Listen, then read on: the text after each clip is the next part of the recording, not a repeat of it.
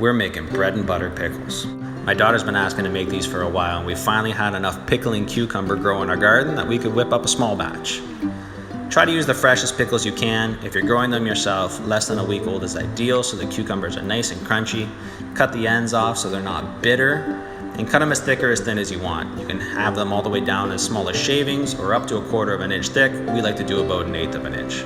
Add in some onion, again as thick or as thin as you want. At this point, some people like to add bell pepper or even jalapeno peppers. Our jalapenos aren't big enough to harvest yet. Add these all to a colander so they can drain.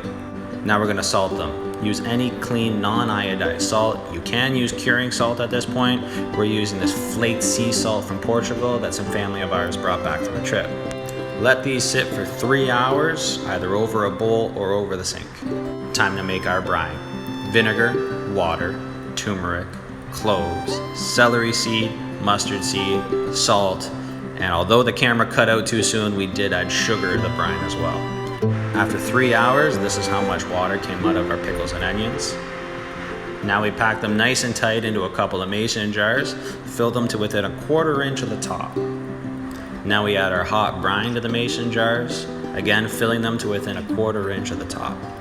Next thing you want to do is grab yourself a butter knife, and using this we're going to try to get all the bubbles out from the bottom of the mason jar.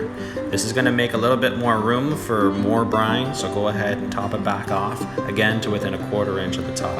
At this point we're going to do what's called hot packing. You can give your jars a hot water bath to seal them if you'd like, but we only have a couple jars and let's be honest, they're not going to last very long. Flip them upside down, wrap them in a towel. 12 to 24 hours later, they will be sealed. You can either put it in the fridge or store for up to a year. Fresh bread and butter pickles. Enjoy.